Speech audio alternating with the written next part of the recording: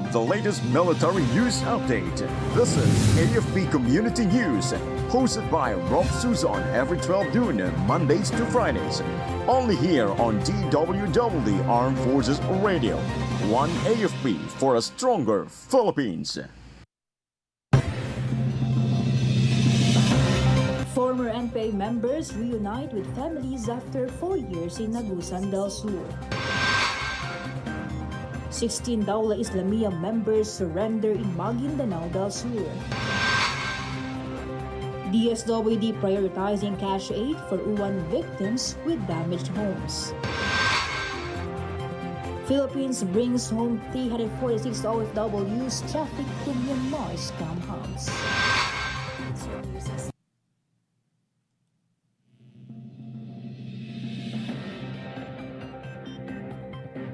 Hello to everyone, especially to our troops at Camp Emilio Ginaldo in Quezon City. Today is Thursday, November 13, and this is AFP Community News, your source for the updates on the armed forces and other developments across the country. I am Rofh Suzon-Abay here to bring you today's stories. DWDD Armed Forces News. For the brief overview of our news, 3 former members of the New People's Army reunited with their families after voluntarily surrendered to the 48th Infantry Battalion and 65th Infantry Battalion in Poblacion Sibagat, Agusan del Sur. The surrender marked an emotional reunion, especially for alias Maymay, who embraced her daughter Jazz Orlaya after being separated for more than 4 years due to armed conflict. Lieutenant Colonel Kenny Ray Tizon, the battalion commander, commended the returnees for choosing peace and urged the remaining NPA members to follow their example. The former rebels will undergo processing under the Enhanced Comprehensive Local Integration Program to help them rebuild their lives and strengthen family ties. DWDD Armed Forces News. 16 former members of the Dawla Islamia Hassan Group voluntarily surrendered to the 16th Infantry Battalion in Barangay Buwayan, Dato Piang, Maguindanao del Sur yesterday. They turned over several firearms and were formally presented to Brigadier General Edgar Catu, the commander of the 601st Infantry Brigade, in a ceremony attended by local officials supporting their reintegration. Brigadier General Catu praised their courage to abandon violence and choose peace for the sake of their families and communities. Major General Jose Vladimir Cagara, the commander of the 6th Infantry Division, said that their surrenders proves the effectiveness of ongoing peace initiatives and the strong collaboration between the military and local governments in building lasting peace in the region. Armed Forces Radio. And now on the other line, let's hear more from Jai regarding 54th Engineering Brigade launches specialized training to boost readiness.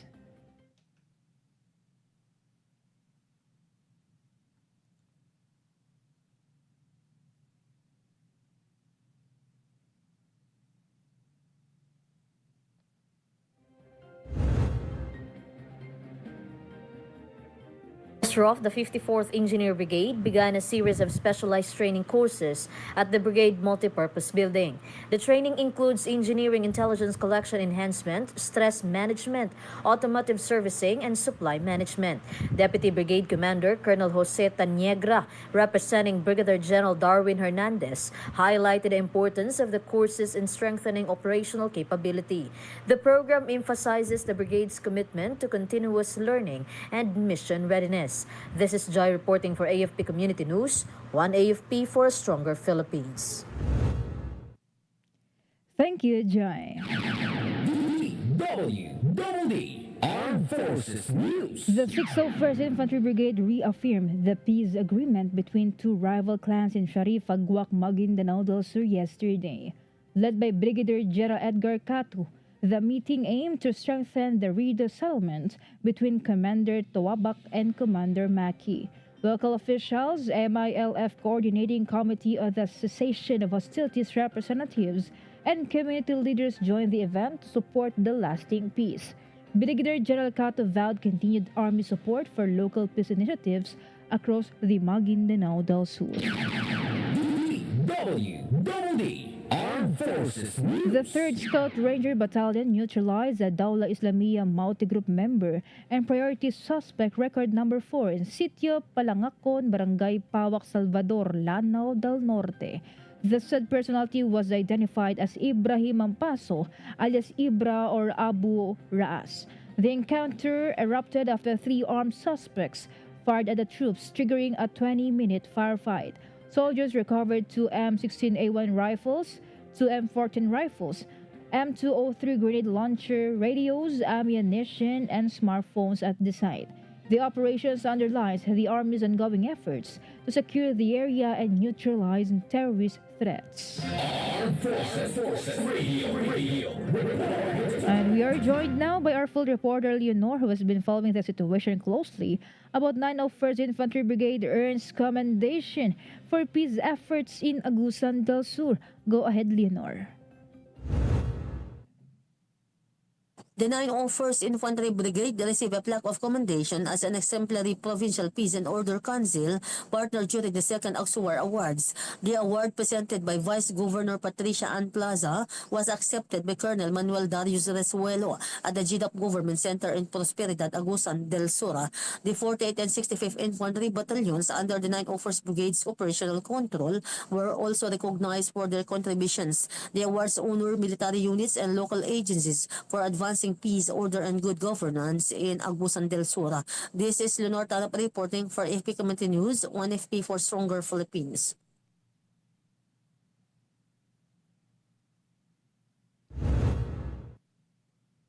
Thank you, Leonor.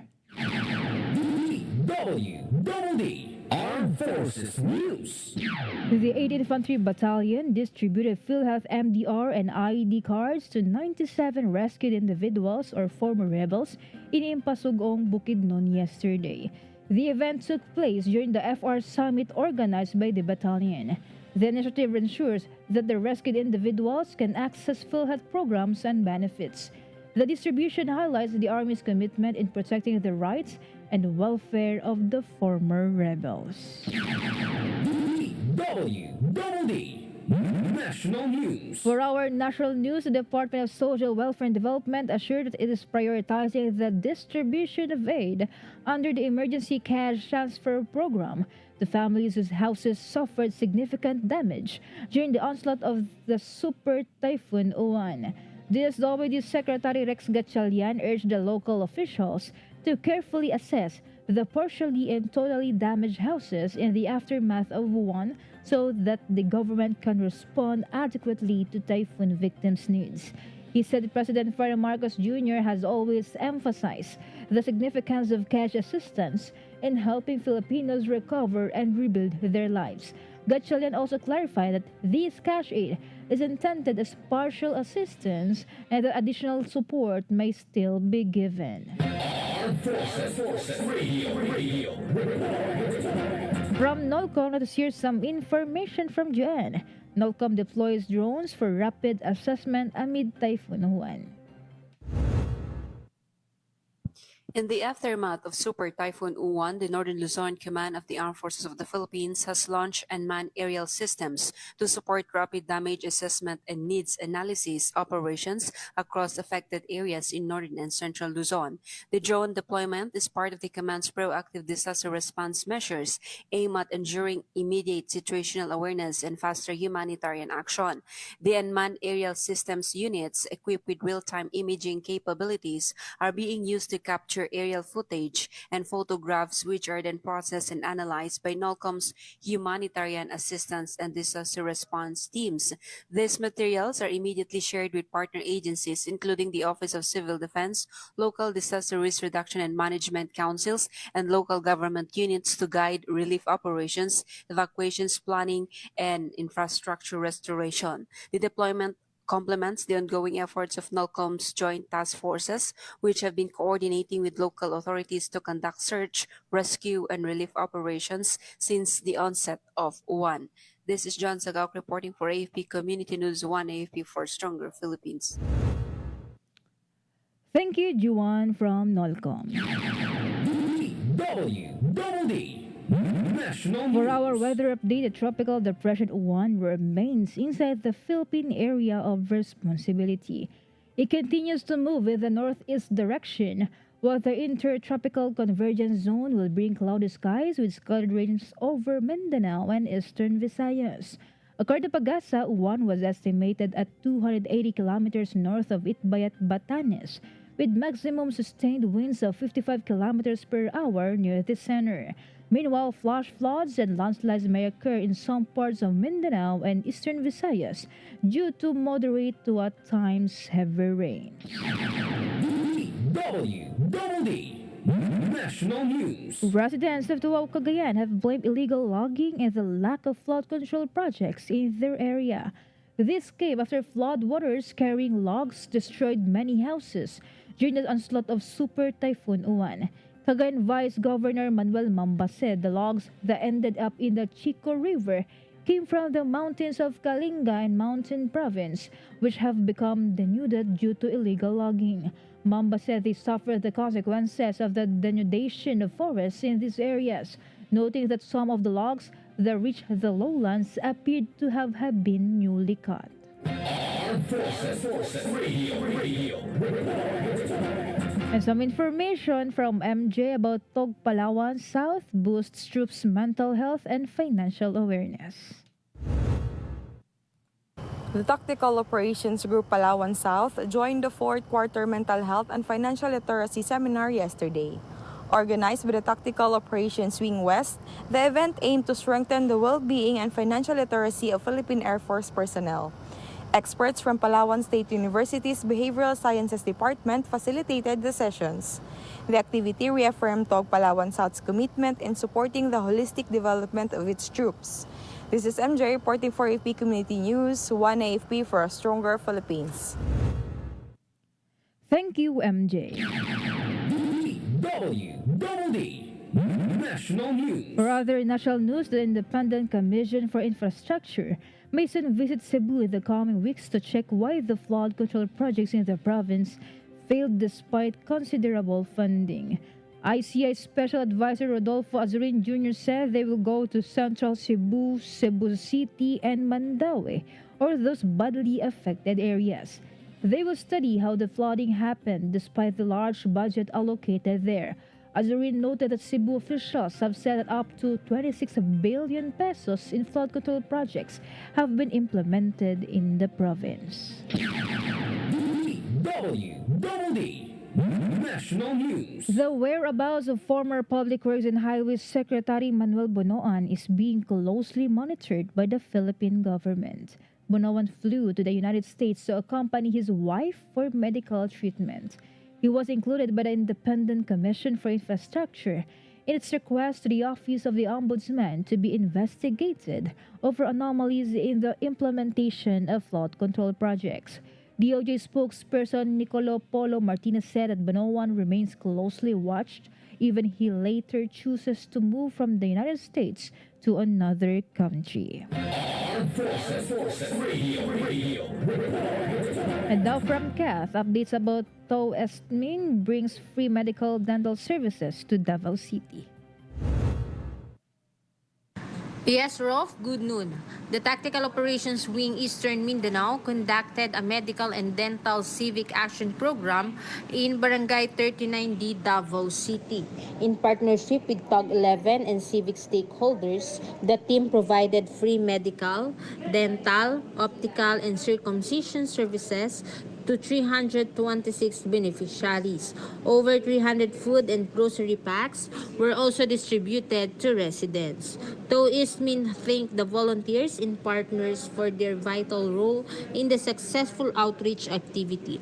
This is Kat reporting for AFP Community News, 1 AFP for a stronger Philippines. Thank you, Kath.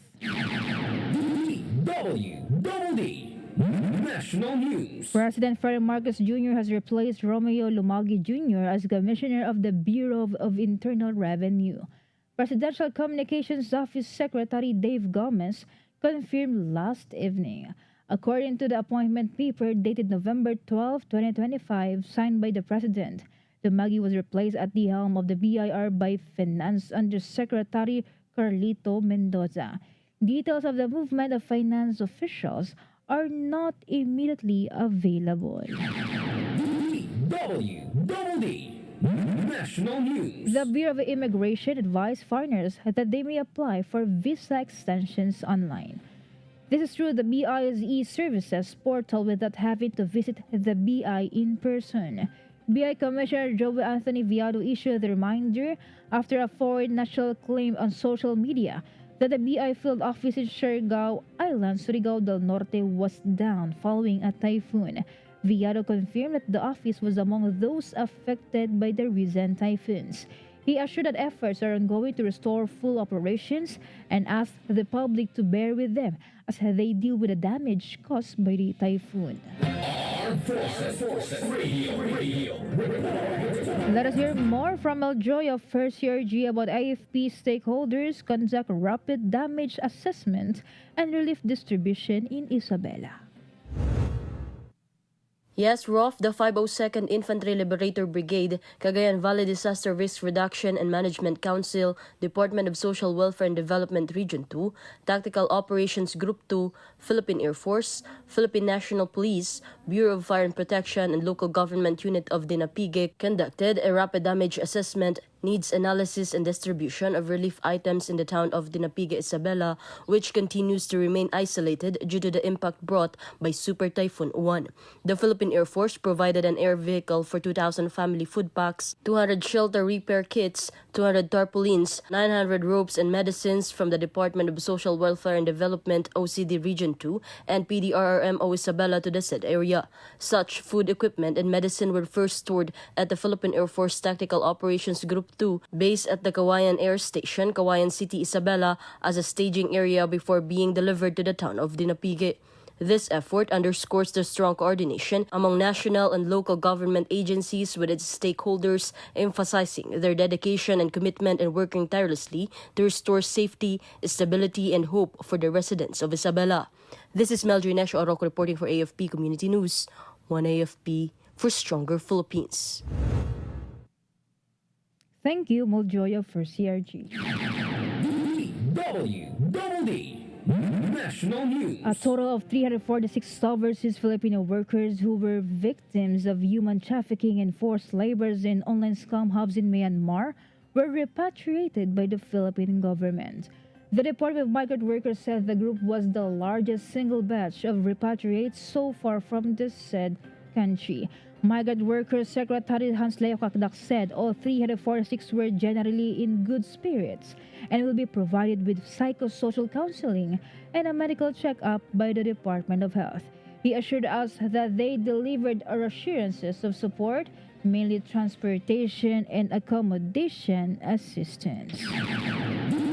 DWDD National News. House Committee on Overseas Workers Affairs Chairperson and Agimat Party List Representative Brian Revilla called on all Philippine consular services to provide services to overseas Filipino workers even during weekends and holidays.